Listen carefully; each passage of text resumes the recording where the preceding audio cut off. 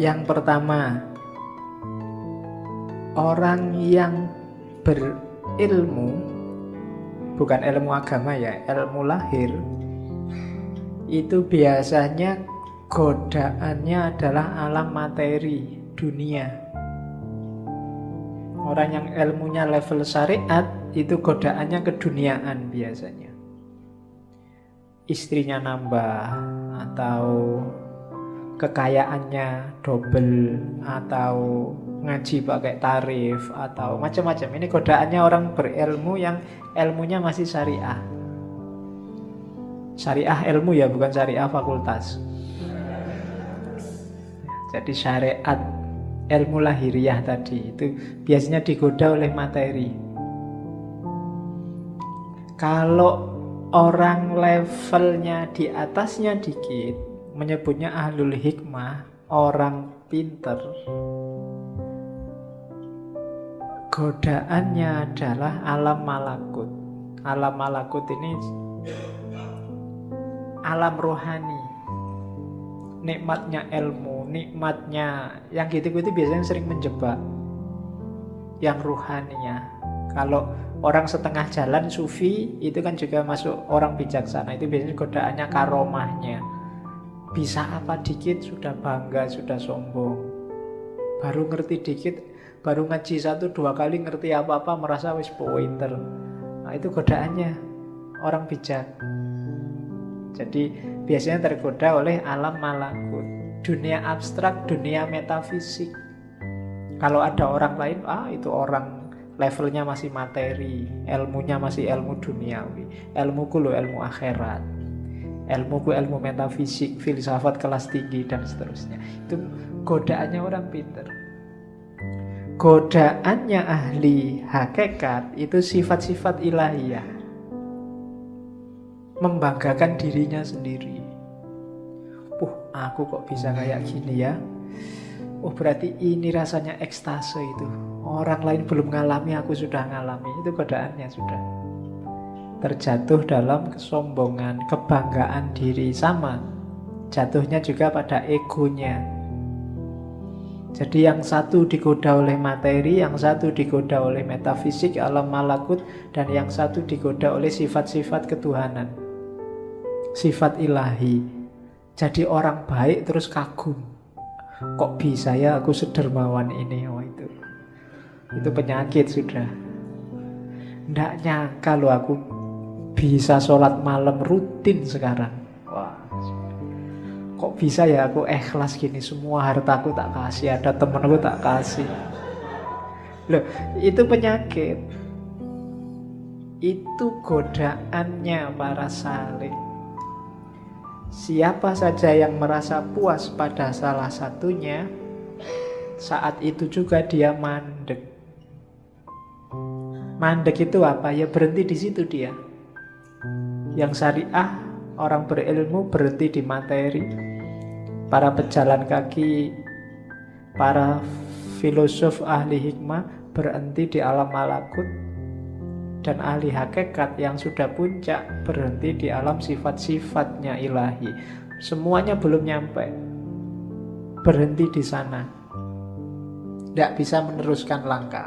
Maka hati-hati dengan jebakan-jebakan ini. Kalau kita sedang di tengah jalan sekarang, hati-hati. Saya tidak tahu kita ada di level mana. Jangan-jangan level yang paling bawah juga belum. Godaannya lebih dahsyat lagi. Berilmu aja belum, itu sudah godaan macam-macam. Semuanya hampir jadi godaannya. Ya kan? Jadi hati-hati para pejalan, itu godaanmu. Kalau kamu tergoda, berarti kamu mandek, tidak mendekat lagi sama Allah. Berhenti di situ. Baru melakukan suluk sebentar terus merasa, Allah itu selalu nolong aku. Ada apa-apa dikit, selamat aku. Ada polisi mau razia itu loh, selamat tak bacain sholawat aja, polisinya gak lihat aku. Ya kan? Sering kan kayak gitu kamu. Itu godaan, itu jebakan. Biasanya orang yang sudah merasa, wah Allah itu berarti masih sayang padaku, jadi aku selamat terus, berarti dia mandek. bandingkan dengan orang belum. Saya ragu-ragu ini, Allah sayang bener apa enggak ya padaku. Jangan-jangan aku selamat dari polisi ini ujian. Wong aku itu jelas-jelas salah loh. Kok sama Allah dibiarin gak ada hukuman, gak dicegat polisi. Nah, itu orang yang waspada. Ya biarkan toh ketangkep polisi paling bayar. Bayar itu kan punya uang. Kalau gak punya uang kan ya sudah, paling sidang. Sidang kan juga ada hukuman. Hukuman kan ya tergantung. Uang orang bayar itu kan kalau punya uang. Kalau gak punya uang kan ya sudah, gak bisa bayar. Oke, paling utang. Nanti di penjara Pak, makan gratis lumayan. Oke, itu godaannya para pejalan. Terus, nah, jadi ini godaan yang besar biasanya. Banyak orang terjebak juga di sini, berlindung di balik takdir. Sudah takdirnya Pak. Mbok sampean itu sekali-sekali lah sholat duha, sholat tahajud, nunggu hidayah Pak. Kalau Allah belum ngasih hidayah ya belum. Itu namanya berlindung di balik takdir. Wah ya memang waktunya Pak. Kok sampean gak lulus-lulus Mas? Sudah semester 14. Ayo berarti takdirnya Pak. Nah itu berlindung di balik takdir. Katanya Syekh Abdul Qadir Jailani tidak boleh berlindung di balik takdir. Berlindung di balik takdir itu kan bahasa kasarnya mengkambing hitamkan Allah. Seolah-olah Allah pingin kamu nggak lulus-lulus. Seolah-olah Allah pingin kamu males sholat. Seolah-olah Allah pingin kamu kacau hidupmu. Itu namanya berlindung di balik takdir. Sama-sama dapat takdir jelek, katanya Syekh Abdul Qadir Jailani. Coba lihat bedanya antara iblis sama Adam. Dua-duanya dapat takdir jelek. Yang satu dijadikan musuhnya manusia sampai hari kiamat, yang satu diturunkan derajatnya dari surga ke bumi. Kalau iblis, itu ceritanya Syekh Abdul Qadir Jailani. Waktu ditanya, kenapa sih kok nggak mau sujud pada Adam yang bikin Allah murka? Katanya iblis, itu kan takdirnya Allah. Kalau saya sujud juga nanti Adam nggak jadi turun ke muka bumi. Ceritanya beda nanti. Itu kan cuma drama misalnya. Nggak, jawaban ini nggak bikin Allah nggak berkenan. Beda sama Adam. Adam itu mungkin ya ngerti sudah skenarionya, dia wong jadi makhluk jailun fil ardi khalifah, berarti besok mau ke bumi. Tapi kan pakai skenario makan buah kulti segala, bahwa Adam salah sehingga diturunkan derajatnya. Tiap hari yang dilakukan Adam kan terus nangis dan tobat, sampai kabarnya sekian tahun baru diampuni oleh Allah. Itu kan doanya yang terkenal itu kan, Robbana dzolamna anfusana wa illam taghfir lana. Jadi ya Allah, aku menzolimi diriku sendiri. Jadi meskipun itu kan ya takdirnya Allah, tapi gara-gara aku tidak menuruti perintahmu, itu kan menzolimi diriku sendiri. Wa illam taghfir lana wa tarhamna lanakunanna minal khasirin. Kalau tidak engkau ampuni, tidak engkau rahmati, ya pasti aku rugi. Jadi kalau sama Adam, Allah jadinya sayang. Tapi kalau sama iblis, sama-sama skenario-nya Allah, Allah jadi murka. Iblis pakai alasan takdir. Maka jangan pakai alasan takdir. Jangan mengkambing hitamkan Allah. Wong padune kamu sendiri yang males. Padune kamu sendiri yang pengen seneng-seneng, gak mau susah. Tapi terus alasannya takdir. Oke, ini juga jebakan bagi ahli ibadah.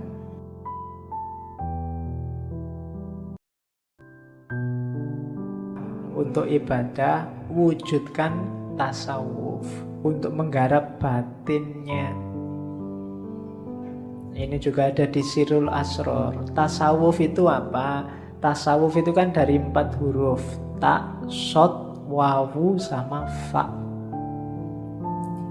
Taknya itu taubat, perbaikan diri di level apapun, awalnya harus taubat. Taubat itu menyesali kesalahan yang lama, kemudian membangun diri dengan perbuatan-perbuatan yang baik.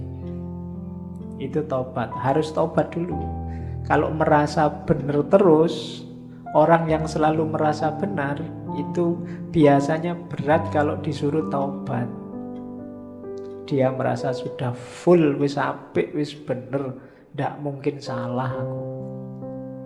Berarti wong sudah merasa paling benar, ya ndak mungkin taubat sudah. Maka katanya Syekh Abdul Qadir Jailani, levelnya pertama, mau melakukan apapun yang baik, syaratnya harus tobat. Bersihkan diri dulu. Karena ibaratnya kayak air. Kalau campur sama kotor, hasilnya mesti kotor. Entah airnya dulu apa kotorannya dulu. Seperti apapun situasinya, maka harus bersih. Air kotor diisi apapun, ya statusnya tetap kotor. Dia harus dibersihkan dulu. Maka taubat yang pertama-tama. Setelah itu sofa. Sofa itu kesucian, ketentraman, kebahagiaan. Syaratnya untuk sofa, syaratnya untuk suci adalah, untuk tenang adalah, untuk tentram adalah bebas dari keterikatan dunia. Yang bikin kamu hari ini cemas, sumpek, galau, ndak konsentrasi, ndak bisa jatuh cinta sama Allah, hidupmu ndak jelas ke utara ke selatan, pasti urusan dunia. Begitu dunia kamu letakkan di ranking bawah, hidupmu mungkin lebih santai, lebih tentram, lebih tenang. Cuma kenapa kok kamu gampang galau, gampang cemas hari ini? Kemungkinan besar dunia levelnya atas dalam hidupmu. Jadi yang kedua, sofa. Yang ketiga, kalau sudah taubat dan suci, sudah nggak terikat lagi oleh dunia, masuklah ke huruf wawu, walayah, kewalian.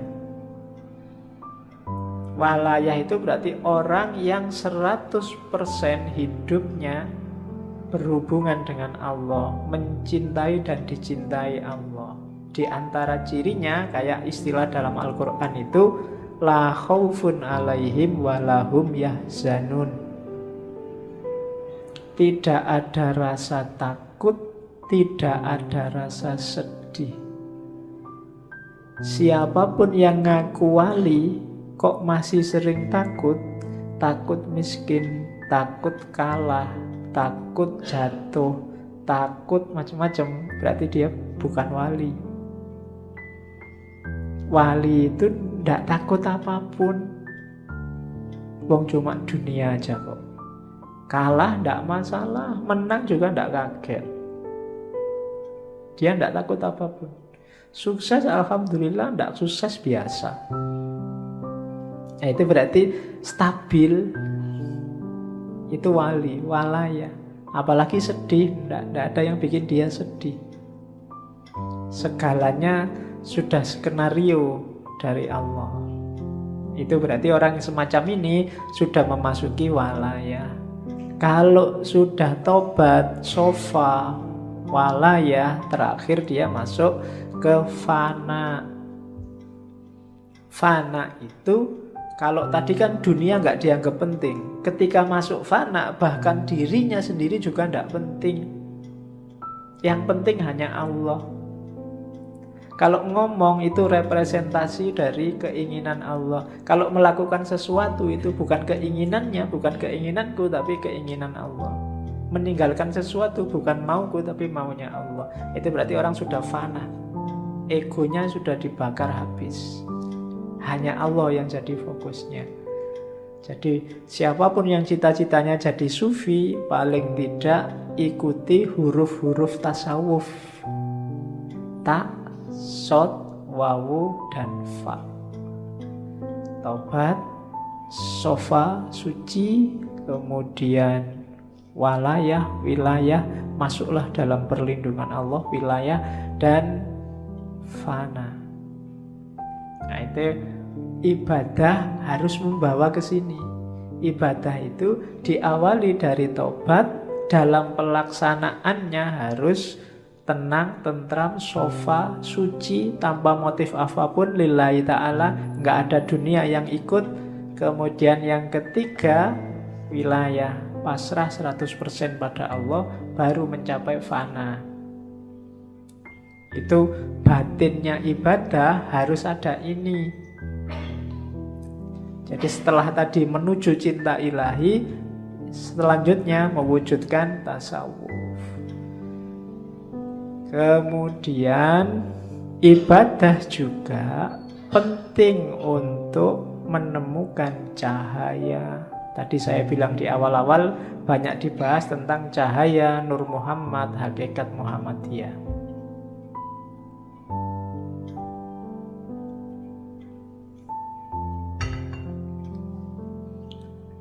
Yang ingin mengerti Nur Muhammad, hakikat Muhammadiyah, didengarkan ulang aja rekaman waktu Ibnu Arabi. Di semua sesinya, di ngaji sebelumnya banyak sudah ngomong itu. Cuma malam ini sengaja nggak saya ulang karena Syekh Abdul Qadir Jailani insya Allah beberapa kali masih akan kita kaji, entah di sesi tema apa. Malam ini kita fokus ke ibadah. Jadi ibadah juga satu jalan untuk menemukan cahaya nur. Ya, cahaya primordial, cahaya sejati kan yang Nur Muhammad sama hakikat Muhammadiyah. Ya meskipun NU nggak usah nyari hakikat Nahdlatul Ulama. Urusannya beda. Jadi katanya Syekh Abdul Qadir Jailani, ibadahmu itu membawa manfaat maksimum. Ibadahmu akan sejati apabila bisa memantulkan cahaya ilahi. Untuk bisa ke sana, hatinya, jiwanya harus bersih. Sholatmu itu akan banyak manfaatnya kalau hatimu jernih, memantulkan mau dan maksudnya sholat yang sejati. Kenapa selama ini ibadah kita rasanya kok formalitas, tidak ngefek sama sekali dengan kehidupan kita? Karena kita ada dalam kegelapan. Orang yang gelap itu kan tidak kelihatan apa-apa. Sejatinya yang dia lakukan dia tidak paham, hakikat yang dia pahami, yang dia jalani juga dia tidak ngerti. Kenapa begitu? Karena hatinya gelap. Akalnya mungkin masih jalan, masih cerdas, bisa ngeritik sana, ngeritik sini, bisa ngomongnya kelas tinggi, tapi hidupnya sehari-hari tidak mencerminkan yang diomongkan, tidak mencerminkan yang diceramahkan kemana-mana. Kenapa begitu? Ya kalimatnya hanya berhenti di mulut. Hidupnya sendiri bukan cerminan itu. Kenapa kok hidupnya tidak jadi cerminan? Karena hatinya gelap. Menangkapnya pakai akal dia canggih, tapi menangkap pakai hati tidak bisa. Kenapa? Hatinya gelap. Nah, maka di antara syaratnya ibadah biar maksimum manfaatnya, singkaplah kegelapan hati. Bersihkan hatimu. Kalau katanya Ghazali, kotorannya hati itu kayak satu titik kotor di kaca. Kalau masih awal-awal, segera kamu bersihkan, mudah. Tapi kalau kamu biarkan lama, apalagi terus ditambah kotoran lagi, tambah kotoran lagi, lama-lama gelap dan membersihkannya susah. Akhirnya yang gelap pun kamu anggap terang, karena kamu nggak pernah ngerti terang. Jadi yang jelek kelihatannya jadi bagus. Kenapa? Karena belum pernah lihat cahaya yang baik, cahaya kebaikan. Sehingga yang jelek inilah dianggap inilah yang bagus. Kenapa begitu? Karena batinnya sudah gelap. Ya semakin mengerakkan membersihkannya tambah susah. Apalagi sama orang pinter. Orang pinter itu barang salah dia bisa muter-muter jadi benar. Sudah jelas-jelas ada buktinya, kadang-kadang ada CCTV-nya, masih bisa bikin alasan biar benar. Itu jagonya akal. Menunjukkan canggihnya akal, tapi sekaligus menunjukkan gelapnya hati. Hati itu tidak bisa dibohongi. Hati itu kalau salah dia akan bilang salah, kecuali dia sedang gelap. Kalau dia sedang gelap ya dia tidak bisa melihat mana yang sejati. Nah, hati yang gelap itu terhijab oleh amal-amal buruk. Membersihkannya gimana? Ya agak susah memang, tapi katanya Syekh Abdul Qadir Jailani, ayo diupayakan. Yang pertama apa? Cari pengetahuan. Ilmunya harus banyak dulu. Ilmu apa? Ya yang berhubungan dengan pembersihan batin tadi. Cari ilmunya dulu, jangan ngawur. Nanti membersihkan hati pakai paranormal, membersihkan hati pakai apa? Nggak. Pengetahuan dulu, cari ilmunya dulu. Kalau sudah dapat ilmu, diamalkan ilmunya dengan usaha, dengan keberanian.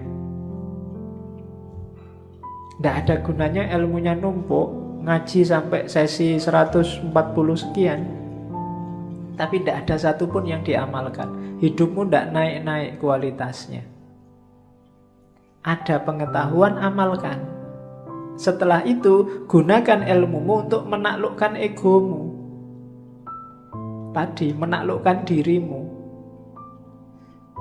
Dirimu harus ada di bawah kendali hati yang jernih, yang bercahaya. Akalmu jadikan pendukungnya. Akal ini bisa dibawa ke utara, bisa dibawa ke selatan. Akal ini pasukan yang paling kuat. Kalau kamu pakai mendukung kebaikan, ya dia kuat. Kamu pakai mendukung kejahatan, dia kuat juga. Anggota DPR itu orang pinter-pinter semua. Dan akalnya bisa kompak untuk mendukung sesuatu yang jane ya wis kelihatan keliru, tapi bisa dibikin argumen macam-macam seolah-olah benar. Itu akal.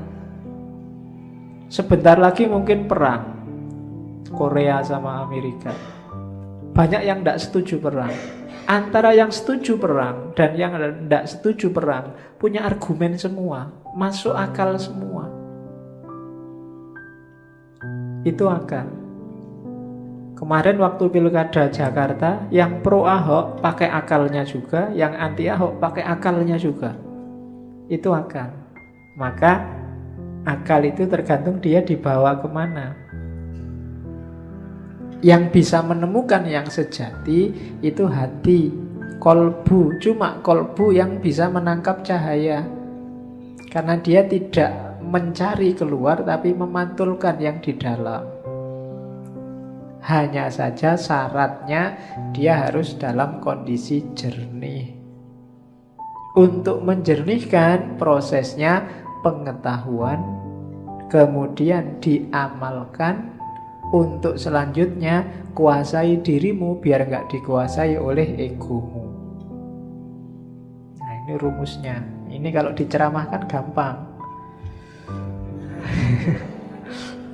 Enteng dong, cuma ngomong aja kan enak. Menjalankannya yang berat. Dan gak usah dianggap saya ngomong kayak gini terus wah Pak Faiz berarti sudah gitu. Wah, lambemu. Ya, yo kalau ngomong gini ini rumusnya kan tetap usikum wa nafsi. Yo ngandani diriku sendiri juga. Oke, kalau saya sudah bisa gini aku tadi wali, nggak mau ngaji di sini. Oke, terus kalau sudah jadi wali tema ngajinya nggak mungkin lagi ketemu Karl Marx, nggak mungkin lagi ketemu Nietzsche.